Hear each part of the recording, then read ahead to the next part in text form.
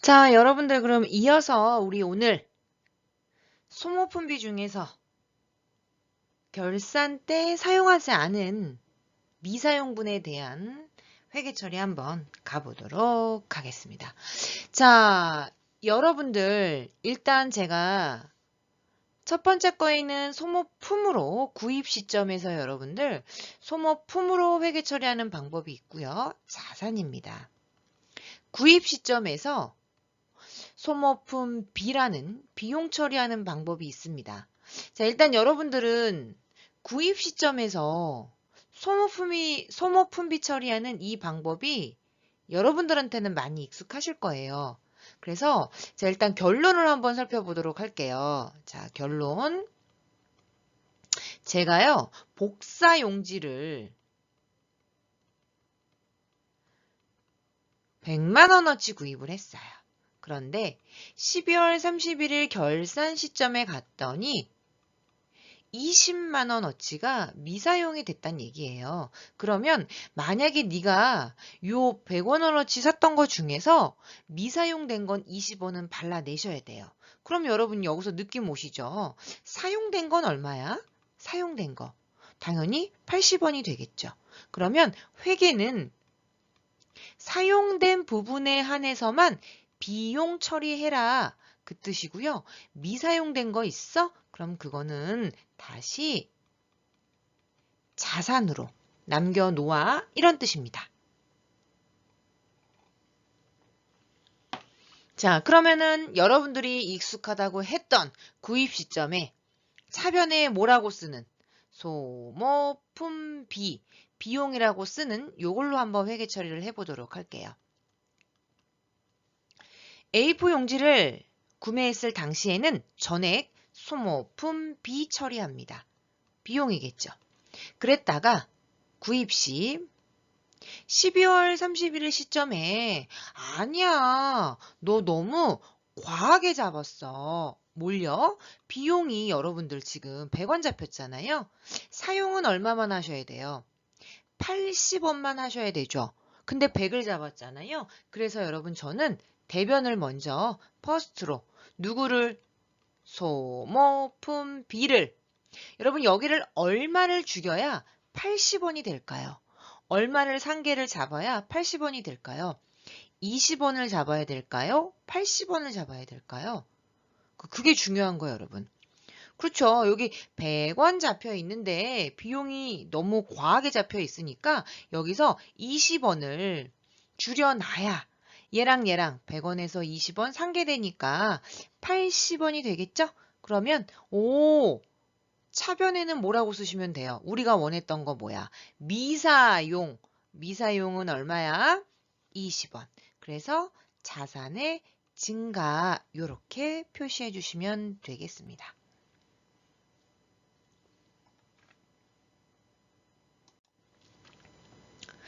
자, 이번에는 여러분들 이제 회계가 아는 거야. 똑똑해졌어. 그래, 너 어차피 복사용지 샀을 때 비용으로 다 잡아놓으면 결산 때 발라냈잖아요. 우리가 20원만큼. 그러니까 알았어. 우리 그러면 샀을 때 소모품이라는 자산으로 아싸리 잡아버리자. 대변에는 얼마가 나가죠? 현금으로 100원 나가겠죠. 그리고 나서 12월 31일 시점, 결산 시점에 여러분, 우리는 지금 비용으로 잡은 게 있었어? 없었어? 비용으로 잡은 게 없었어요. 그죠? 그래서 차변을 먼저 하셔도 되고요. 대변을 먼저 하셔도 상관은 없어요. 근데 저는 지금 우리가 구입 시점에 잡은 거를 기준으로 갈 거야. 구입 시점에 저는 자산으로 잡았잖아요. 그럼 자산을 쳐다봐. 아까는 구입 시점에 비용으로 잡았잖아요. 그래서 비용 80원에 포커스를 맞춘 건데요. 지금은 자산 얼마에 포커스를 맞출 거냐면 20원에 포커스를 맞출게요. 어느 변으로 하든지 상관은 없습니다. 그래서 저는 자산을 지금 소모품을 얼마를 죽여놔야 20원이 되겠어요, 여러분.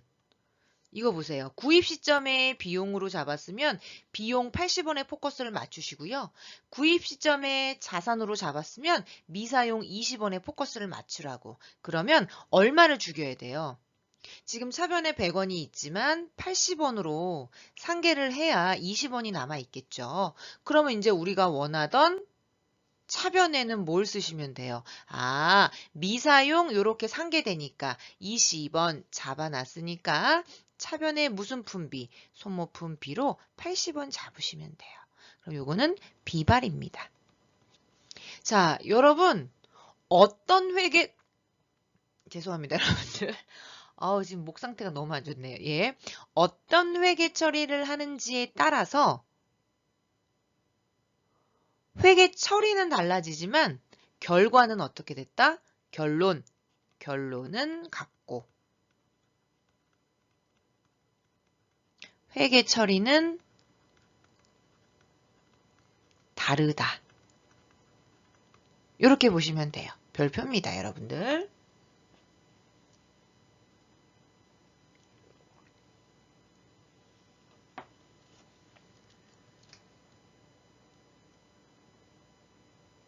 사용한 건 80원, 미사용한 건 20원. 구입 시점에 자산으로 잡았으면 그쵸. 자산에 포커스를 맞춰서 남은 거를 만들어 주시고요.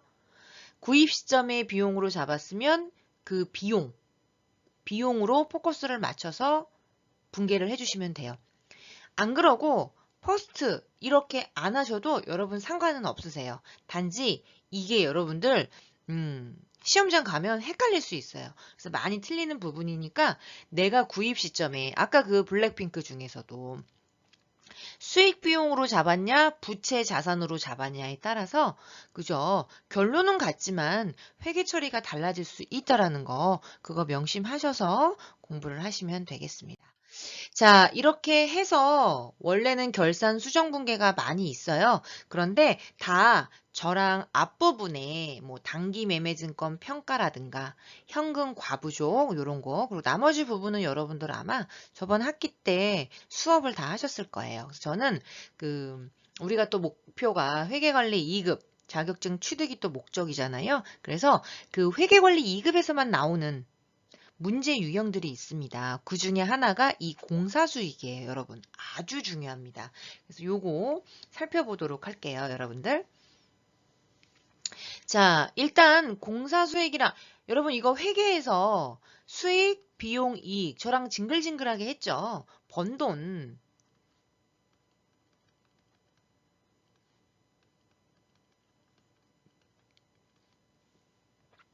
돈에서 쓴 돈을 빼고 남은 돈 이게 이익이야 라고 했잖아요. 여기 앞에 공사자만 붙이면 똑같아요, 여러분. 약간 요거는 원가 개념이 들어가네요. 그죠? 공사 수익은 수익 개념이고요. 공사 원가는 비용 개념이고요. 공사 이익은 이익 개념이다 라고 보시면 되고요. 자, 지금 하고 있는 이 파트는 건설회사에서 쓰는 매출액을 인식하고 이익이 얼마인지를 계산하는 방법입니다, 여러분들. 그래서 어렵지 않아요. 자, 그럼 예를 한번 들어보도록 할게요. 자, 우리 회사가 여러분들 저와 실현주의 개념 기억나시죠? 왜 수익은 어떨 때 인식을 해? 실현되고 가등 요건이라는 걸 만족했어. 너 물건 주고, 너 인도하고 받을 권리가 생겼어. 가등 요건 이렇게 배우셨죠, 여러분들. 그러면 수익으로 인식할 거야 그 뜻이에요. 그런데 문제는 뭐냐면 여러분들 여기서 가장 중요한 거 건설은 인도 시점에 인식하기가 되게 애매해요. 예를 들자면 제가 1층에서 요 10층짜리 건물을 하나 지어줄 건데요. 그러면서 얼마를 주기로 했냐면 10억을 받기로 했어요, 여러분. 10억을. 그런데 1층에서 이게 1년씩 걸려. 아주 럭셔리한 건물이야, 여러분. 예를 들자면. 그러면 완공이 언제 됩니까? 10년 후에 완공이 되죠. 10층이니까. 그러면 매출을 인도 시점 다 완공이 돼서 파는 시점에서 수익을 인식할 거냐 이거야. 물론 우리는 그러고 싶지만 국가기관은 싫어하겠지. 왜? 세금이 안 들어오잖아요, 여러분. 10년 후에 수익으로 인식하면. 그래서 뭐라고 그러냐면, 야, 너 건설공사 같은 이런 특수한 케이스 같은 경우에는 진행률에 의해서 매출을 인식해라 그 뜻입니다. 진행률이 말 그대로 이거예요. 이번 연도에 여러분들 1층에서 3층까지 내가 진행이 완공이 됐어요. 건물을 3층까지 지었단 말이야. 그러면 3층까지 매출액을 인식하라고. 그게 공사 수익이에요. 이해되셨죠? 우리가 알고 있는 이런 인도시 이런 것들은 재화의 개념이죠. 물건 같은 거 파는 경우. 근데 이런 건설회사 같은 경우에는 완공되는 데까지의 시간이 많이 소요되기 때문에 기다릴 수가 없다 이거예요. 이해되셨나요? 그러면 봐봐. 도급 금액이라는 건 뭐냐면 요 10억을 의미해요. 내가 10억 줄게. 그럼 여러분들 실제 내 총 공사 예정 원가가 얼마인지 알아야겠죠. 그 얘기는 뭐냐면 이거를 다 완공하는데 여러분들 7억이 소요가 된대. 전체 비용. 이걸 공사 원가라고 하는 거야. 7억. 예를 들자면 근데 건물을 네가 지어주면 10억을 줄 거래. 그럼 여러분 진행률은 어떻게 계산하냐면 진행률은 총 공사 예정 원가 중에 그럼 봐봐요. 도급 금액은 내가 받기로 한 금액이야. 받기로 한. 그러면은 10억이 되겠죠. 이 중에서 총 공사 예정 원가니까 전체에 7억이 들어가요. 이 건물을 다 짓는데. 그런데 실제 발생 원가. 내가 3층까지 건설에 들어가는 비용이 예를 들어서 3억이었어요. 요게 진행률이라고. 어렵지 않죠, 여러분들? 내가 10억을 받을 건데 전체 7억 중에서 내가 3억이 소요가 됐어, 비용으로, 원가로. 그거만큼 우리는 매출액을 인식하겠다. 그 뜻입니다. 자, 그러면 여러분들 계산 한번 해보도록 할게요. 똑 안 떨어지네요. 그죠? 제가 3억이라고 해서 그런가 봐요. 그죠? 그냥 가죠. 그러면 42%?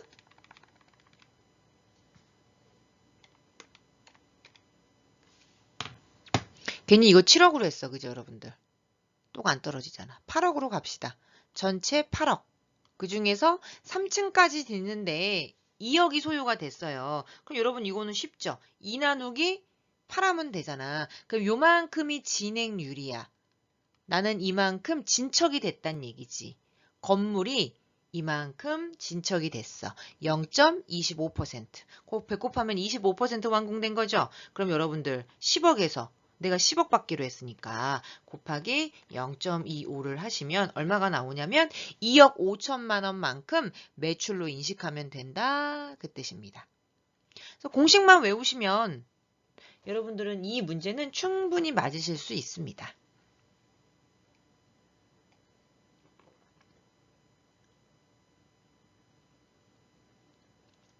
자, 그러면 문제를 한번 풀어보도록 할게요. 대신 조심하실 건 뭐냐면 정신 바짝 차리시고 시험 문제에 공사 수익을 물어보는 건지 공사 이익을 물어보는지를 조심하셔야 돼요.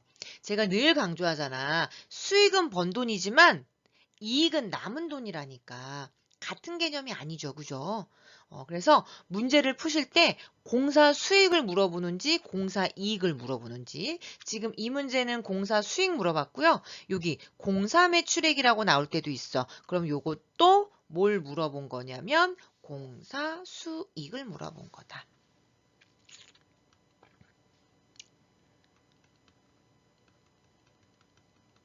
그래서 여러분들 이 108번 문제라고 써져 있는 이 문제는 공사 수익도 한번 풀어보고 공사 이익도 얼마인지 한번 두 문제로 해서 풀어보도록 하겠습니다.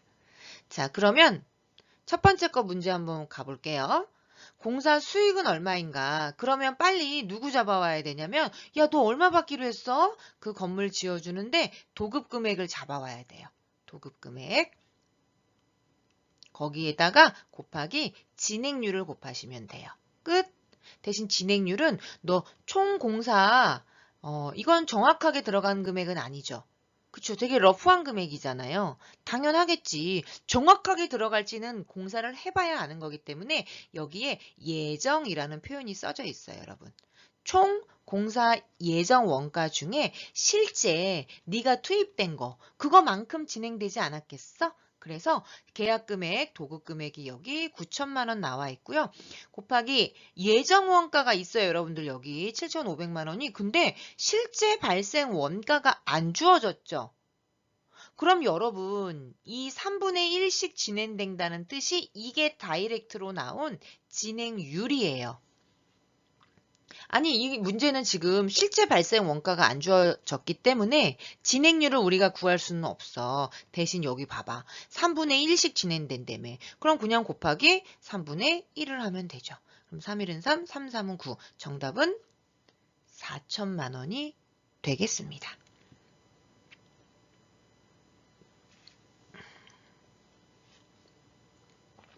자, 그 다음 문제 한번 풀어보도록 할게요. 여러분들 X1년에 인식해야 할 공사 매출액을 물어봤죠. 그럼 똑같습니다. 여러분들 일단 또 누구 잡아올 거예요? 도급 금액 잡아올 거고요. 곱하기 총 공사 예정 원가, 러프한 금액 중에서 실제 네가 투입된 거를 하면 우리는 뭐가 나오냐면 공사 수익이 나와요. 거기서 실제 발생한 공사 원가를 빼면 내가 이번 연도에 이 도급 공사를 받고 남은 이익, 공사 이익이 나오겠죠.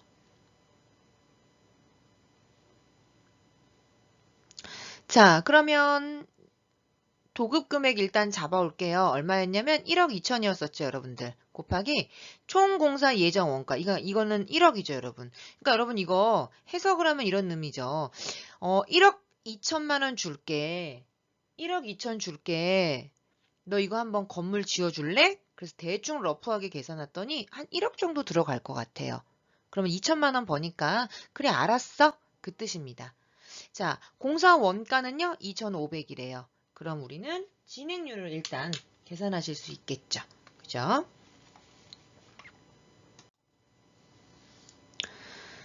자, 그러면 여러분들 계산기. 그러면 얘도 25%네, 여러분들. 그죠?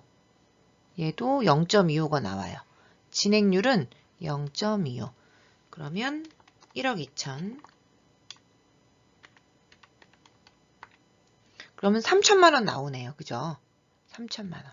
정답은 여러분 이 문제의 정답은 4번입니다. 어디 갔어? 그죠? 4번.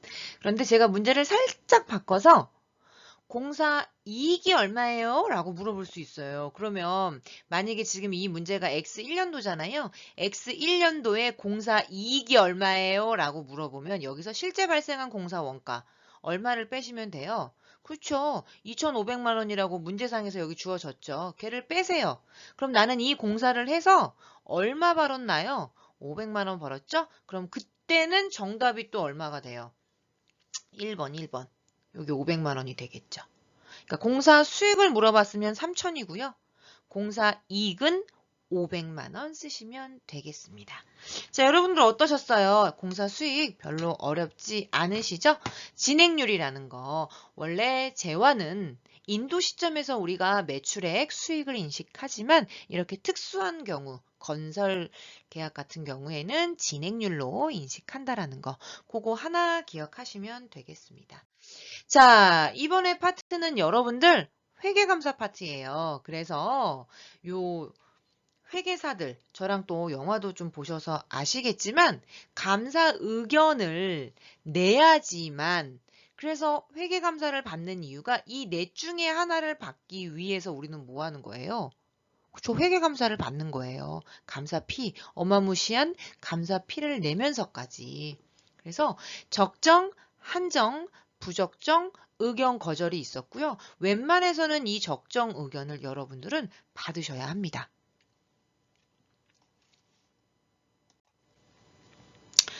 자, 적정 의견은 말 그대로 이런 느낌이 참 잘했어요. 요거 한 줄 받기 위해서 여러분들 그렇게 회계사들도 피나는 기업들도 적정 의견입니다. 중요성의 관점에서 공정하게 표시하고 있습니다. 적정 의견이고요. 이 한정 의견이라는 건 뭐냐면 뭐뭐뭐를 제외하고는, 그러니까 회계 기준에 맞게끔 잘했어. 근데 뭐 살짝 잘못한 거야. 이게 한정 의견이고요. 부적정 의견은 뭐냐면 여러분들 좀 많이 잘못한 거야. 그래서 여기 공정하게 표시하고 있지 않습니다라고. 우리는 요 문제가 여러분들 회계관리 2급에서 한 문제씩 무조건 출제돼요. 이 회계관리 2급이 3일회계 법인 자격시험 이잖아요, 여러분들. 그래서 얘는 그냥 느낌만 잡으면 다 맞출 수 있다. 적정 의견은 공정하게 표시됐고, 한정 의견은 뭐뭐뭐를 제외하고, 그러니까 조금 잘못한 거야. 그런데 부적정 의견은 뭐예요? 공정하게 표시하고 있지 않다. 많이 잘못한 거예요. 그럼 여기서 최악은 뭐냐면 여러분들 의견 거절이에요. 의견 거절. 얘는 의견을 표명하지 않습니다. 의견을 낼 수 없습니다. 이래 버리면 상장이 폐지되는 경우도 있어요. 그래서 무서운 거예요. 여기 나와 있죠, 여러분들. 주식회사 구분과 회계감사, 상장 기업은 크게 코스피, 코스닥, 코네스, 그 다음에 이렇게 비상장 기업이 있고요. 여기 외부감사, 공인회계사, 한국채택국제회계기준을 잘 지켰는지 여부를 검사하며 이 넷 중에 하나를 표명한다. 여러분 여기서 가장 중요한 게 뭐냐면 K, IFRS 또는 일반 기업 회계 기준대로 잘 작성되었는지에 대한 평가를 의미하는 거지, 이 기업의 FS의 경영 능력을 평가하는 게 아니라는 거. 별표. 꼭 기억하셔야 돼요, 여러분. 다시. 여러분, 이 감사 의견은 국제회계기준, 일반기업 회계기준에 따라서 재무제표, 요 FS가 재무제표죠, 여러분들. 재무제표가 잘 만들어졌는지에 대한 평가를 얘기하는 거지, 이 기업이 잘 나가, 이 기업은 별로야 라는 경영 능력에 대한 평가가 아니라고. 그래서 시험 문제 많이 나와요. 적정 의견을 받았다고 해서 이 회사가 건전하고 재무 건전성이 있다라는 게 아니라고. 기준대로 잘 작성되었는지를 평가하는 거라고. 이해되셨죠, 여러분들? 굉장히 중요한 개념입니다. 그리고 이제 한 예로 아시아나항공 같은 경우도 여러분들, 아시아나항공이 한정 의견을 받았었어요. 와우.